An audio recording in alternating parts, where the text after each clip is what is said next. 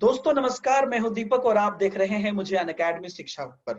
Top educator episode के दूसरे part में आज भी हमारे साथ मौजूद हैं अंजलि रोहिला मैम। तो मैम, आपका एक बार फिर से हम सबों की तरफ से बहुत बहुत स्वागत है।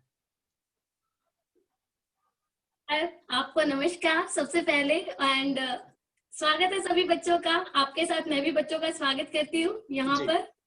बिल्कुल मैम, बच्चे बहुत ही बेसब्री से आपके इंटरव्यू का, आपसे डिस्कशन का इंतजार कर रहे थे। मुझे कितने दिनों से बोल रहे थे कि मैम को लाइए, मैम को बुलाइए, मैम के बारे में हम जानना चाहते हैं। तो वो दिखाता है कि बच्चे आपको कितना प्यार करते हैं। लास्ट एपिसोड में काफी सारी चीजें बच्चे को जानने को मिली है और मुझे पूरा विश्वास है कि लास्ट एपिसोड देखने के बाद, यानी कि कल का एपिसोड देखने के बाद बहुत ज्यादा एनर्जेटिक वो हुए होंगे और बहुत कुछ सीखे होंगे। हालांकि आपने कई चीजें अपने बारे में बताई, लेकिन मुझे लगता है कि हर चीज हर लोग खुद पे रख के रिलेट कर पाएगा और कर पा रहे होंगे बच्चे लोग।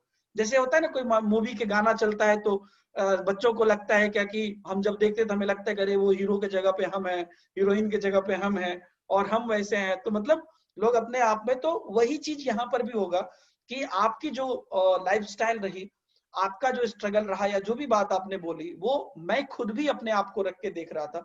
ऑब्वियसली बच्चों ने भी उससे बहुत कुछ सीखा होगा। मैम, आज के वीडियो में काफी सारे टॉपिक पे भी बात करेंगे, आपके सब्जेक्ट पे भी बात करेंगे, आपके कोर्सेज पर भी बात करेंगे, आपके आने वाले विजन पे भी बात करेंगे। लेकिन सबसे पहला बात कि इतना कुछ आपने किया, आपने अपनी कोचिंग चलाई या आपने अलग अलग प्रकार के सिचुएशन में अपने आप को लेके गए, तो अल्टीमेटली अनअकैडमी कैसे?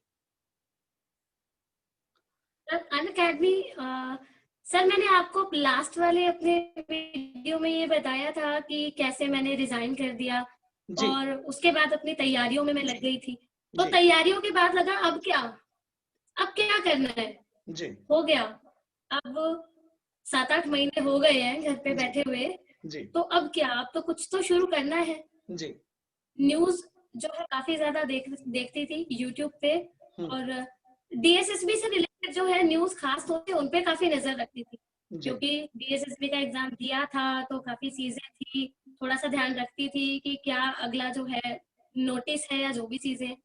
तो एक यूट्यूबर है हमारे न्यूज 24, हरबीर सर। हम्म यहाँ पे शायद कुछ टाइम पे उन्होंने पढ़ाया भी है। हम्म वीडियो में देखते हुए उनकी वीडियो में मैंने देखा कि अगर आप अनअकैडमी एजुकेटर अगर आप बनना चाहते हैं तो आप जी जो है डेमो दीजिए और ऐसे ऐसे दीजिए। तो अकॉर्डिंगली मैंने वैसे ही जो है जैसे उसमें समझाया गया था, मैंने जो है डेमो दिया यहाँ पर फरवरी में। और डेमो देने के बाद फिर यहाँ पर ये जो है डेमो क्लियर हो गया था और उसके बाद यहाँ पर पढ़ाना मैंने शुरू कर दिया था। मुझे जो पता लगा था कि यहाँ पर कैसे स्टार्ट करना है वो उनकी वीडियो के जरिए ही पता लगा था। अच्छा। बाकी अनअकैडमी का सर सारी दुनिया जानती है, इस टाइम तो कोई भी पहचान की मुहताज ये है नहीं। जी अनअकैडमी आजकल कोई पहचान की मुहताज नहीं है, बिल्कुल बहुत फेमस है, घर घर में बच्चे जानते हैं, जी सब कोई जानते हैं। And I was very lucky कि मैं यहाँ पर पहुंची। जी मैं बिल्कुल ये बात कल भी बोलना चाहती थी सर आपको, आज भी मैं ये बात बताना चाहूंगी जी कि अनअकैडमी जो है रियली मैं मेरे लिए बहुत लकी रही है। जी मतलब बहुत अच्छी चीजें यहाँ पे आने के बाद हुई हैं। जी। जिन चीजों में मैं फंसी हुई थी कि तुमने जॉब से रिजाइन कर दिया, तुम घर पे हो, क्या कर रहे हो, जी स्कूल नहीं जाते हो, परेशान कर दिया था सवालों ने, जी। क्या करते हो, एग्जाम नहीं देना, जॉब छोड़ दी, आगे क्या करना है, हम्म बहुत परेशान कर दिया था सवालों ने। बाहर निकलना था। फाइनली यहाँ पे शुरू हुआ तो तब तो रिकॉर्डेड लेसन डलते थे, जी तब लाइव नहीं पढ़ाते थे हम लोग यहाँ, हम्म रिकॉर्डेड लेसन डलते थे। जी रिकॉर्डेड लेसन डाले हम लोगों ने, रिस्पॉन्स उन पे भी अच्छा था, जी काफी जो है देखा गया उसको भी। और हम्म उसके बाद जो है लाइव के लिए एक बार जो है जून में जाके फोन हमारे पास आया कि हम्म। आप लाइव पढ़ाइए। जी लाइव पढ़ाना हमने फिर जून से शुरू किया था, जी जून जुलाई से हम लोगों ने लाइव पढ़ाना शुरू किया था यहाँ पर। जी और समय जो है उसके बाद तो बदलता गया सर। जी अनअकैडमी में आने के बाद वाकई में ये एक बहुत अच्छा प्लेटफॉर्म मुझे मिला। जी और जो ये लोग बोलते हैं ना, यहाँ पर मैंने ना काफी सारी वीडियोस देखी, जब मैंने ज्वाइन किया था ना मैंने तब भी जी देखा था अनअकैडमी के बारे में। और मैंने हाल फिलहाल बीते कुछ समय पहले भी देखी, जी लोगों ने डाल रखा है अनअकैडमी फ्रॉड, हम्म अनअकैडमी ये, हम्म अनअकैडमी वो। लेकिन मैं पर्सनली यहाँ पे बोलना चाहूंगी सर कि 2 साल से मैं अनअकैडमी का हिस्सा हूँ और मुझे अनअकैडमी में कोई फ्रॉड नहीं देखने के लिए मिला जी। कोई भी फ्रॉड यहाँ पे नहीं है।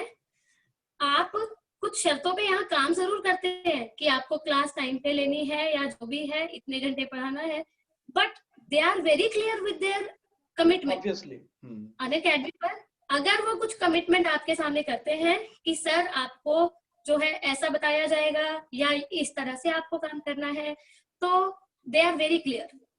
ये हमारे समझने में थोड़ी बहुत भूल रहती है कि जिसकी वजह से बाद में इन लोगों ने जो कुछ लोगों ने जो है वीडियोस डाली हैं अनअकैडमी फ्रॉड और ये और तो वो सर थोड़ा उनका अनुभव कैसा रहा मैं तो नहीं बता सकती। मेरा अनुभव बहुत अच्छा रहा यहाँ पे, और फ्रॉड तो यहाँ पर है नहीं बिल्कुल भी।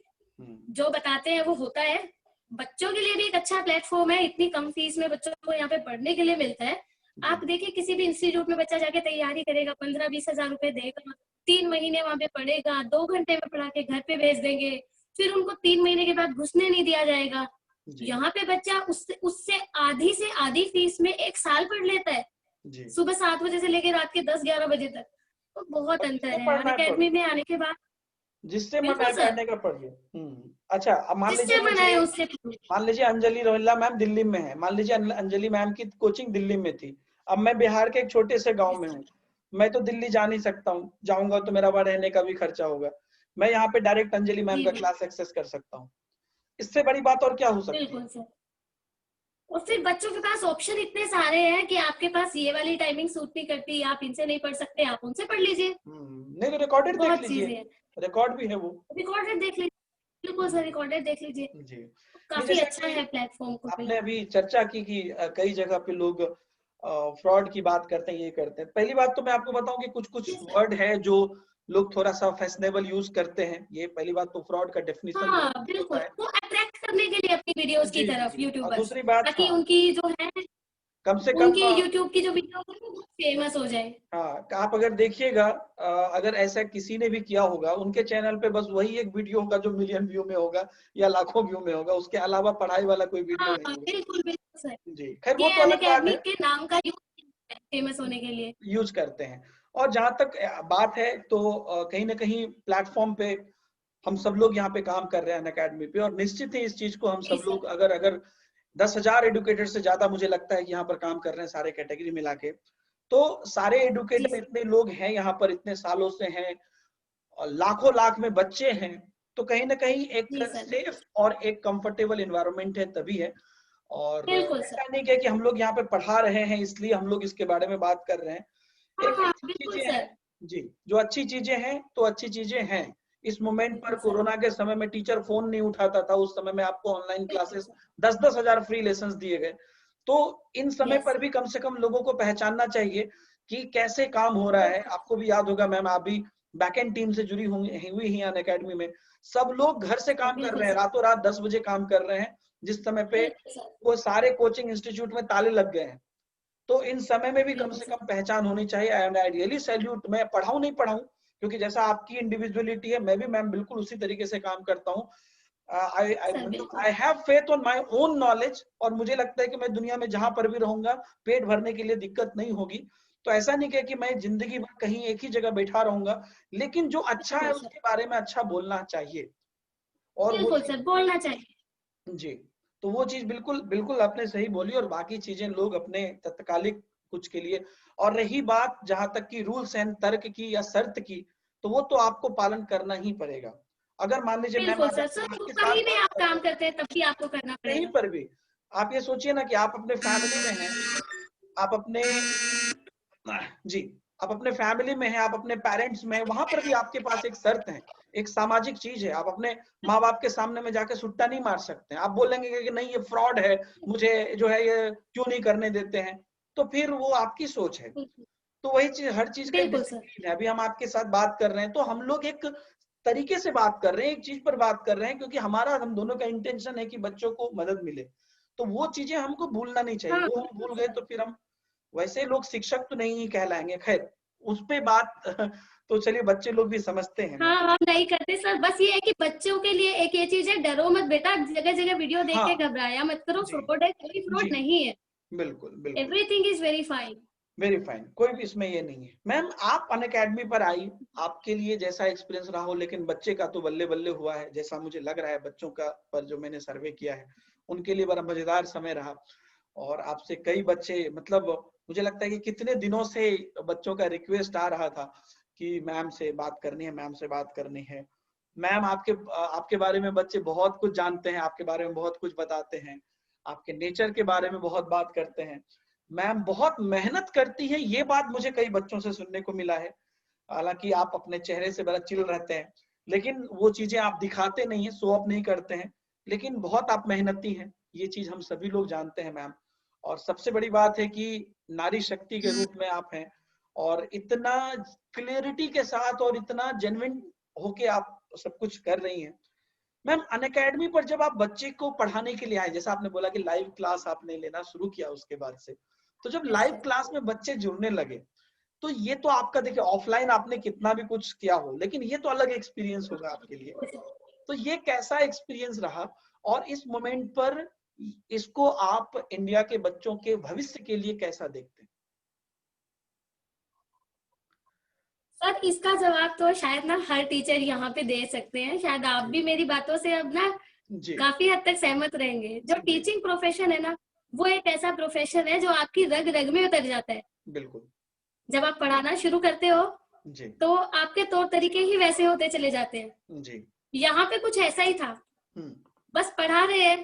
पहले ऑफलाइन पढ़ाते थे, अब ऑनलाइन पढ़ा रहे हैं, लेकिन जैसे बच्चों से बातें करने की, बोलने की पहले भी आदत थी, अब भी आदत गई नहीं, जी वही आदत बनी रही। तो ऐसे कभी लगा नहीं कि बच्चे ऑनलाइन पढ़ रहे हैं। जी एक ना पढ़ाते पढ़ाते ना बच्चों से हम भी नोन हो जाते हैं, पता जी लगता है बच्चों को हमारे बारे में काफी चीजें पता लग जाती है, हमें जी बच्चों के बारे में काफी चीजें पता लग जाती है। एक अपनापन हो जाता है, जुड़ जाता है। काफी सारे ऐसे बच्चे हैं जिनके बारे में मुझे काफी कुछ पता है, जी लेकिन फिर ऐसा होता है पढ़ाते पढ़ाते कि एक उनका ना अलग से फेस बन जाता है आपके माइंड में। जी जब भी आप उनका नाम लेते हैं ना, आपको एक अलग से जो है, आप अपने दिमाग में ही एक इमेज बना लेते हैं बच्चे की। तो वो इमेज बनने के बाद ऐसा नहीं लगता कि बच्चे जो है आपको दिख नहीं रहे, बच्चे आपके सामने नहीं बैठे हुए हैं। जी आपको ऐसे लगता है बच्चे सामने हैं, जी आपको दिख रहे हैं, जी बच्चे बातें कर रहे हैं, क्वेश्चन पूछ रहे हैं, सारी चीजें। जी तो ये मुझे ऐसा लगता है। और जितने भी लोग पढ़ाते हैं ना, जो यहाँ पर एजुकेटर हैं और जो कहीं स्कूल में भी पढ़ाते होंगे, तो जी ये चीज सब लोग जो है महसूस कर सकते हैं कि जो टीचिंग प्रोफेशन है वो ऐसा है कि वो आपके खून में उतर जाता है, बिल्कुल। और आपको अलग लगता नहीं है आप अलग काम कर रहे हैं। हम्म। आपको वो एक नॉर्मल प्रैक्टिस लगती है अपने जीवन की। ऐसे लगता है जी। कि ये बस एक आप डेली वाले पार्ट है, कामों में से ये लाइफ बस का जो भी है पार्ट है। जी आपकी लाइफ का पार्ट है, जी आपके दिन के कामों का पार्ट है, बस जी। इतना ही लगता तो है। ये ऑनलाइन जो मैम आप पढ़ा रहे हैं, ऑनलाइन में बच्चे आपके सामने हैं नहीं, बच्चों के कमेंट्स आपको दिख रहे हैं, तो जी इसमें कहीं सर। कोई कठिनाई नहीं आई आपको जब आपने पढ़ाना शुरू किया? तो कोई बच्चे सामने हैं नहीं, उनके भाव को नहीं समझ पा रहे हैं?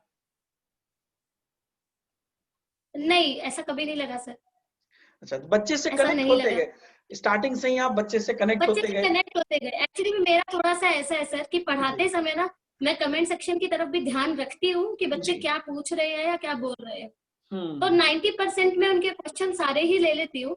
जी 10% होता है कि जब मैं कंटेंट में ज्यादा खोई हुई हूँ पढ़ाते वक्त, तो जी उस समय पे मैं कमेंट सेक्शन में देखती नहीं। बस ऐसा तभी होता है, बच्चे बाद में दोबारा पूछ लेते हैं तो फिर वो जी क्लियर हो जाता है। ऐसा नहीं लगता, अलग जी से नहीं लगता कि मतलब बच्चे जो है सामने नहीं बैठे हुए हैं। जी जी। मैम पहले आप। लगता था, जब शुरू किया ना, जी तब लगता था सर कि अकेले कमरे में, बंद कमरे में हम बैठे हुए हैं, अकेले हम जोर जोर से बोल रहे हैं, हाँ हाँ। बाहर घर वाले लोग यूं सोचेंगे इनको क्या हो गया है बंदे बैठ के। जी जी। तब लगता था सर ये किसके साथ बातें कर रहे हैं। अब घर वालों को पता लग जाता है, थोड़े समय के बाद बाहर से आने जाने वालों को पता नहीं होता। वो हाँ। आते हैं, वो आवाज सुनते हैं, ये क्या हो गया है उसको, इतनी जोर से क्यों बोल रही है दरवाजा। होता है, सब चीजें होती है। जी जी जी, बिल्कुल जी बिल्कुल। सर। हम्म। तो मैम आप अभी बच्चों को ईवीएस पढ़ाती हैं और आप एसएसटी भी पढ़ाती हैं, और भी काफी हाँ सब्जेक्ट का जी आपको सर। अनुभव है, तो ये बहुत नजदीक है बच्चों का एग्जाम। सीटेट का एग्जाम तो काफी नजदीक हाँ है, जी सर, एमपीटेट की भी बहुत बातें चल नजदीक रही है। है, और आगे यूपी टेट, रीट, अलग अलग स्टेट टेट के एग्जाम बच्चों के लिए आने वाले हैं। तो मैम इस मोमेंट पर आप, अगर ईवीएस की मैं बात करूं, सब्जेक्ट वाइज हम लेते हैं, क्योंकि ईवीएस तो सारे बच्चे पेपर 1 के हैं वो देंगे, उनको देना ही है। तो अगर बच्चे अभी 1 महीने में अगर चाहते हैं कि वो ईवीएस को बढ़िया से तैयार कर लें, तो उनको क्या करना चाहिए? Both section, content, pedagogy, both. Okay, content and pedagogy दोनों के लिए। जी सर ईवीएस के बच्चों के लिए तो मैं यही बोलना चाहूंगी, चाहे ईवीएस हो या फिर सोशल साइंस हो या जी फिर किसी और एग्जाम के लिए भी अगर बच्चा तैयारी कर रहा है तो जी यहाँ पे ना थोड़ा सा सर मैं अपनी स्ट्रेटेजी बताना चाहूंगी कि प्लीज। किसी भी एग्जाम को क्लियर करने की मेरी क्या स्ट्रेटेजी रही, जी और उस स्ट्रेटेजी को फॉलो करने के बाद ही मैंने DSSB, DSSB PRT का एग्जाम क्वालिफाई किया था, SSC 2018 क्वालिफाई किया था ग्रुप बी, मैंने DSSB welfare officer, probation officer ये एग्जाम क्वालिफाई किया है। ये वाह, पिछले साल एक साथ ही हुए हैं सभी। अच्छा, और मेनी अभी कांग्रेचुलेशंस मैम। SSC जी 2019 वाला भी क्लियर हुआ है सर। जी तो ये इतने सारे एग्जाम जो मैं क्वालिफाई कर पाई हूँ, मैं एक ही स्ट्रेटेजी से कर पाई हूँ, तो वो मैं बच्चों के सामने यहाँ रखना चाहूंगी। सबसे पहले तो ना, आप जब बात करते हैं सीटेट की, तो सीटेट का कोई भी सब्जेक्ट हो, आप सिलेबस डाउनलोड कीजिए। सिलेबस से बाहर सीटेट रेयर कभी पूछता है, कभी नहीं पूछता है। दूसरा जो आपका स्टेप होता है तैयारी में सबसे ज्यादा इंपॉर्टेंट, सिलेबस डाउनलोड करने के बाद आप सबसे पहले प्रीवियस ईयर के क्वेश्चन पेपर्स को देखिए कि क्या लेवल है एग्जाम का, किस तरह से प्रश्न पूछे जा रहे हैं, किस एरिया में ज्यादा फोकस किया जा रहा है। बच्चे एक पूरी प्रॉपर स्ट्रेटेजी को खुद से समझे कि एग्जाम का जो पैटर्न है वो ये है। उस पैटर्न को देख लेने के बाद जब वो उसको खुद से सॉल्व करे, पहला 1-2 पेपर जो है बच्चे खुद से सॉल्व करें पहले, उसके बाद उन्हें पता लगेगा कि वो कितने ज्यादा पानी में है, कितने पानी से ऊपर है, कितनी उनको तैयारी की जरूरत है। ये इस चीज का आकलन कर लेने के बाद फिर आप तैयारी करने बैठिए, आपको पता लगेगा मैंने ये क्वेश्चन वहां पढ़ा था, अच्छा हाँ ये बुक में देखो ये रहा, तब मुझे इसका आंसर समझ नहीं आ रहा था कैसे होगा, अब क्लियर हो गया।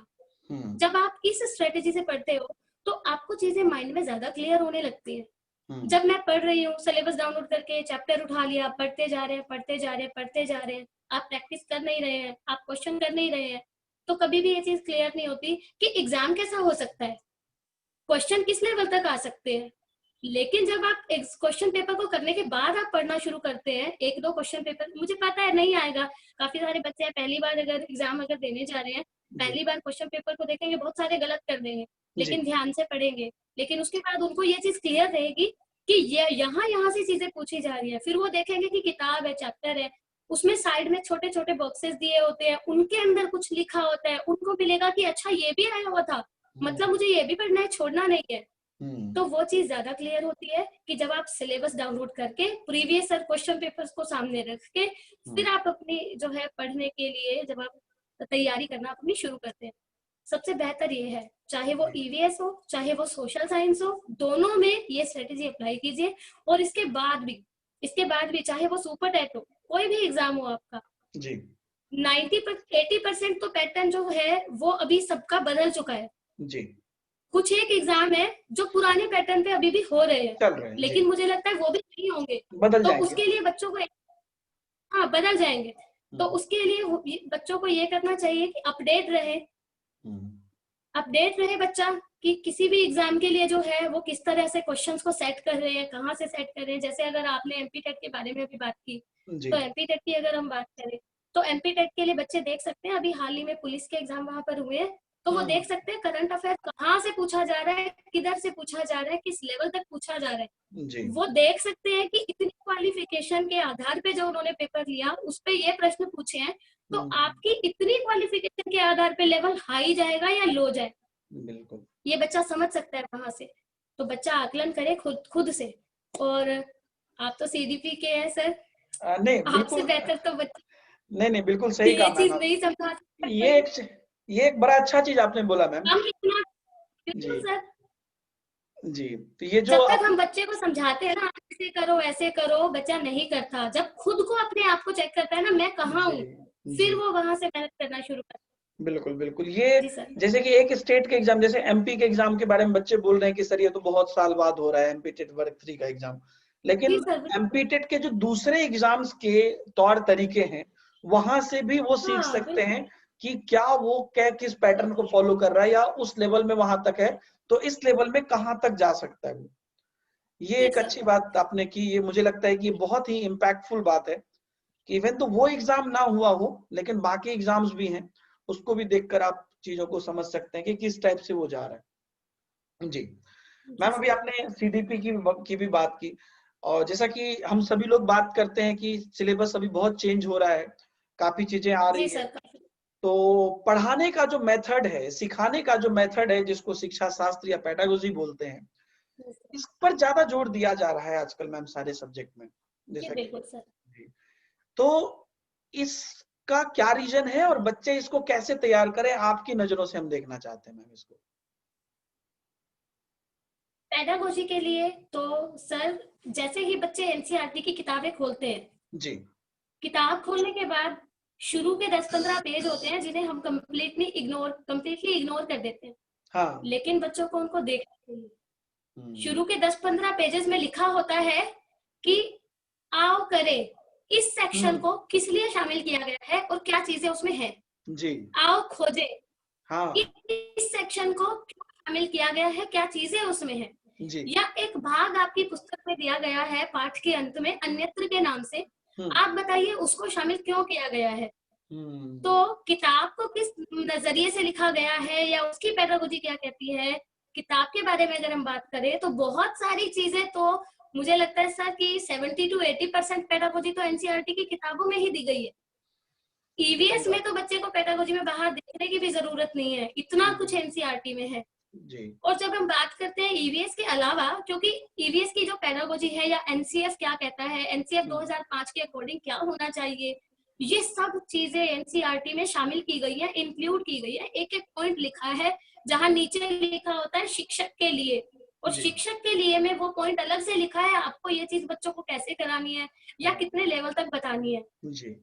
तो वहां पे सिर्फ बच्चों को, मैं तो कहती हूँ सर, बाहर झाड़ने की जरूरत नहीं है, जरूरत ही आपको कोई नहीं है। किताब खरीदने की जरूरत नहीं है। हम्म। पूरी पेडागोजी, पूरा एनसीएफ और पूरे के पूरा जो कंटेंट है सब कुछ एनसीईआरटी में आपके पास है। सीटेट हम्म। के लिए तो आपको कोई दूसरी किताब की तरफ देखना भी नहीं चाहिए। हम्म। और जहां तक बात करते हैं हम सोशल साइंस की, तो सोशल साइंस की 70% पेडागोजी आपकी कवर हो जाती है हम्म। किताब से। और जो आपने बीएड में किताबें पढ़ी हैं जी। वहां से, हम्म। अगर दोनों को मिला के पढ़ते हैं तो 70% क्यों कहा जाए सर, 9 पूरा नहीं, 100% ही बिल्कुल कवर हो बिल्कुल वो जाता है। पूरा वही है। जी बिल्कुल, हम्म। 100% कवर हो जाता है। जी। लेकिन बहुत सारी चीजें जो बच्चों को लगता है ना पेडागोजी की किताब में, बीएड की किताब में हमने ये तो कहीं पढ़ा ही नहीं, ये कहाँ से क्वेश्चन आ गया, ये अन्यथा का हाँ। भाग ये क्या दे रखा है। जी। तो वो जो वहां से अलग आ रहा है, वो बच्चों को ये समझना पड़ेगा कि वो आपकी एनसीईआरटी की किताब का आ रहा है। हम्म। जैसे एक प्रश्न आया भी है कि इतिहास जो है इसको लिखने की बजाय हमारे अतीत क्यों लिखा गया हम्म। किताब को। हम्म। या फिर पाठ के अंत में एक भाग दे रखा है अन्यत्र, क्यों दिया गया है। हम्म। तो ये चीजें सर कहीं पे है ही नहीं, है। आप कहीं भी ढूंढो, ये एनसीईआरटी में शुरू के 2-4 पेजेस में है, जहां जी। हम पढ़ते हैं ना कि अध्यापक की कलम से, और जी। फिर अगला पेज आता है जी। किताब किनके लिए लिखी जा रही है, क्यों लिखी जा रही है, सारे जवाब तो हैं सर किताब के अंदर। ये तो कंप्लीट बच्चे शिक्षा बच्चों शास्त्र ही तो है, क्योंकि वही तो आपको हाँ बता रहा है बिल्कुल कि कैसे पढ़ाना है, एक टीचर को क्या करना चाहिए, वही तो है वो। बिल्कुल सर। तो मैं बच्चों से यही बोलूंगी कि आप लोग अगर अपने आप से भी तैयारी करते हैं तो वो करिए। सर ने बहुत अच्छी बात कही थी थोड़ी देर पहले कि मैं हमेशा तो अनअकैडमी पे नहीं रहने वाला हूँ, या हो सकता है हम यहाँ पे ना रहें या हम बदल दें। हाँ, जी। जरूरी नहीं है हम एक ही प्लेटफॉर्म पर हमेशा रहें। जी। तो इसीलिए मैं बच्चों को ये चीज बोलना चाहूंगी, हम हैं या नहीं है, आप प्रॉपर सिलेबस डाउनलोड करो, प्रीवियस ईयर के क्वेश्चंस देखो, और अपनी प्रॉपर स्ट्रेटेजी प्लान करो वहां पर कि कितना आपको पढ़ने की जरूरत है, जी। आपको बेसिक्स क्लियर है या नहीं है, या आपको बिल्कुल स्टार्टिंग से पढ़ना पड़ेगा। जी। और पेडागोजी के लिए सिर्फ और सिर्फ आपके बीएड में जो आपने किताबें पढ़ी हैं वो, और उसके साथ में जो आपकी एनसीईआरटी है वो, जी। इनको पढ़ते रहिएगा। हम्म। बिल्कुल बिल्कुल, तो ये चीजें ऑटोमेटिकली आपको क्लियर होती जाएंगी, और अपने इंडिविजुअलिटी जी दिखाइए। अभी अभी भी आपके बात से भी मुझे फिर से वही लग रहा है कि आप बच्चे को भी वही इंडिविजुअलिटी बनने की कोशिश कर रहे हैं कि let's not depend on anyone. आज अगर हम आपके साथ हैं, यस तब सर। भी आप अपने नजरिए से देखिए, हम आपको मदद कर रहे हैं, लेकिन आपको अपना एग्जिस्टेंस है, अपने हिसाब से आप सीखिए, पढ़िए। और अगर आपके पास स्ट्रेटजी, क्योंकि मान लीजिए कि सपोज कि दीपक हिमांशु कुछ और पढ़ा रहा है, गलत पढ़ाने लगा है। अगर आपके पास सिलेबस है तो आपको पता रहेगा ना, आप बोल सकते हैं कि ये देखिए सर आप इस टॉपिक से नहीं पढ़ा रहे हैं, ये चीज ठीक नहीं है। कोई मदद करता है उसमें भी आपको कॉन्शियस रहना जरूरी है कि चीजें आपके हिसाब से हो रही है या नहीं हो रही है, जो जरूरी है हो रहा है कि नहीं हो रहा है। जी, ये बहुत अच्छी बात है और बहुत अच्छे तरीके से बच्चे इसको सीख सकते हैं। मैम, ये वीडियो अपने विराम की तरफ जा रहा है, लेकिन आपसे मैं जानना चाहूंगा कि इसके अलावा अगर आप कुछ बताना चाहते हो, और जाते जाते अगर आप बच्चे को जो भी आप संदेश देना चाहते हो, महिलाओं को, बच्चों को, लड़कों को, हर तरह के ऑडियंस रहते हैं। पहला ही एक अकेला एग्जाम है जिसमें 12th करके भी बच्चे हैं, और ऐसे भी लोग हैं जिनका बच्चा खुद 10 साल का है। तो हर तरह के ऑडियंस इस एग्जाम में है। तो आप क्या बताना चाहेंगे, या इसके अलावा अगर आप कुछ अपने मन से बच्चों को बताना चाहें मैम, तो प्लेटफॉर्म पूरा आपका है, आप प्लीज बताएं। बिल्कुल सर, कुछ चीजें सर बच्चों को बताना चाहूंगी यहाँ पे। अब एग्जाम बच्चों बहुत ज्यादा नजदीक है, समय बहुत कम रह गया है। अब आप लोगों के पास इतना समय नहीं है कि आप इधर उधर भटके, या फिर आप अपना समय जो है कहीं और ज्यादा वेस्ट करें। अब बिल्कुल फोकस कीजिए, एग्जाम सामने है। कहीं पर भी आपको ज्यादा जो है घूमने की जरूरत नहीं है, अनअकैडमी में सब कुछ मिलता है आपको। जी। और यहाँ पर उससे भी ज्यादा मैं आप लोगों को कुछ चीजें और बताना चाहूंगी। आप अक्सर मुझे ये प्रश्न पूछते हैं, मैम किससे पढ़े, मैथ्स किससे पढ़े, हिंदी किससे पढ़े, सीडीपी किससे पढ़े या किससे पढ़े। अक्सर मैं अपनी राय आप लोगों को देती हूँ कि आप पर्टिकुलर सब्जेक्ट इनसे पढ़ लीजिए, लेकिन वो मेरी खुद की राय है। आपका नजरिया और आपकी चीजें वो आपके साथ है। आप खुद पढ़िए और उनसे देखिए। दूसरी चीज कि अनअकैडमी पर मुझे नहीं लगता कि टेट कैटेगरी की बात करें या किसी और कैटेगरी की बात करें कि कोई ऐसे टीचर हैं कि जो सिर्फ अपने सब्जेक्ट को पढ़ा सकते हैं, उसके अलावा कोई नहीं पढ़ा सकते हैं। मुझे लगता है यहाँ पे सभी ऐसे एजुकेटर हैं कि पढ़कर तैयारी करके तो वो हर सब्जेक्ट आपको पढ़ा सकते हैं। बिल्कुल। लेकिन जैसे दीपक सर से बात कर रहे हैं अभी हम लोग, सर है सीडीपी के हैं, आप सब लोग जानते हैं। तो ये उनका सब्जेक्ट है, तो इनसे ज्यादा बेहतर कोई जस्टिफाई नहीं कर सकता उसको। या आप सोशल साइंस पढ़ रहे हैं तो आप देख सकते हैं कि भाई बैकग्राउंड में इन्होंने सोशल साइंस सब्जेक्ट पढ़ा है या नहीं पढ़ा है। उनसे ज्यादा जस्टिफाई नहीं कर सकता। कोई मैथ्स है, कोई मैथ्स का टीचर है, उन्होंने मैथ्स में उनकी अच्छी खासी एजुकेशन है, उनसे ज्यादा कोई अगर मैं मैथ्स पढ़ाने लगूँ तो मैं मैथ्स पढ़ा दूंगी, लेकिन उनसे ज्यादा तो मैं भी अच्छा नहीं पढ़ा पाऊंगी। तो भटका मत करो बेटा, ठीक है, टाइम बहुत कम है। जिनसे पढ़ रहे हो, जिनका समझ में आता है उनसे पढ़ो, लगातार अपनी क्लासेस लेते चलो। इधर उधर बिल्कुल ध्यान मत रखो कि तुमको बाकी बच्चे जो है ये बताते हैं कि आप ये यूट्यूब चैनल है यहाँ से पढ़ लो, या ये किताब खरीद के ले आओ। सब कुछ मिलता है यहाँ पर, सारी चीजें मिलती है यहाँ पर आपको। सबसे बड़ी बात तो वही है, फिर मेरा जो अपना जो एक विचार है ना, वो मेरी हर बात में रहता है। आपको ना खुद से ये चीजें डिसाइड करनी होंगी कि आपको करना क्या है, आपकी तैयारी कितनी है, किस सब्जेक्ट में आपको ज्यादा अभी जरूरत है। आप अकॉर्डिंगली अपना जो है टाइम टेबल बनाइए और फिर पढ़िए। और ना टाइम बहुत ज्यादा कीमती है, उसको वेस्ट मत कीजिए। मैं अगर अपनी बात यहाँ पे बताऊं तो मैं दोबारा रिपीट करना चाहूंगी, पिछले 7-8 सालों से अगर मैं बात ना करके, अगर मैं पिछले 10-12 सालों से बात करूं, तो मैं एक्चुअली मैं आप लोगों को बताना चाहूंगी कि घड़ी मुझे चला रही है। घड़ी मुझे चला रही है, इसके कहने का मतलब सिर्फ इतना है कि सुबह 4-4:30 तक उठ जाना, उसके बाद रूटीन पे अपना इतने बजे तक काम ये कर लेना है, इतने बजे से फिर क्लास है, इतने बजे से ये वाला काम है। रूटीन ऐसा बन चुका है कि रात को सोते भी है ना हम लोग, तो सोचकर सोते हैं कल के शेड्यूल में ये सारी चीजें हैं, ये हमें करना है। तो वो आपको जिम्मेवारी ना अपने आप उठा देती है। कई बच्चे कहते हैं एग्जाम आ गया, हमसे सुबह उठा नहीं जाता। आप सोचकर सो कि मुझे कल तक इसको कवर करना है। ज्योग्राफी है, ज्योग्राफी के 10 चैप्टर कल मुझको रिवाइज करने हैं, 5 तो कम से कम मुझे रिवाइज करने हैं। अपने दिमाग में सोच कर ये चीज सो जाइए, आपका दिमाग आपको अपने आप उठा देगा सुबह। और उठाता जरूर है, अगर आप उस समय एक बार इग्नोर करते हैं ना कि जो आपका सबकॉन्शियस माइंड है उसने आपको उठाया, और उस टाइम पे जब आप इग्नोर कर देते हैं ये चीज, सो जाते हैं अलार्म बंद करके, छोड़ो ना थोड़ी देर में, फिर आपको आपका सबकॉन्शियस माइंड दोबारा उठाता भी नहीं है। फॉलो करो, अगर आपको कामयाब होना है, अगर आपको वाकई में जिस स्थिति में आप हो, जिस संघर्ष को अभी आप झेल रहे हैं, या जिन परिस्थितियों में आप लोग अभी हैं, अगर आप चाहते हैं कि ये ऐसा ही बना रहे, तो फिर आप इग्नोर कीजिए चीजों को। अगर आप चाहते हैं कि ये चीजें खत्म हो और आप कामयाब हो जाए, तो फिर आपको इन चीजों और भी ज्यादा जो प्रेशर है ना अपने माइंड पे वो लेना पड़ेगा। जी आपको उठना भी पड़ेगा, आपको काम भी करना पड़ेगा। आप जी किसी भी को भी देखो, कोई भी कामयाब इंसान ऐसे ही कामयाब नहीं होता।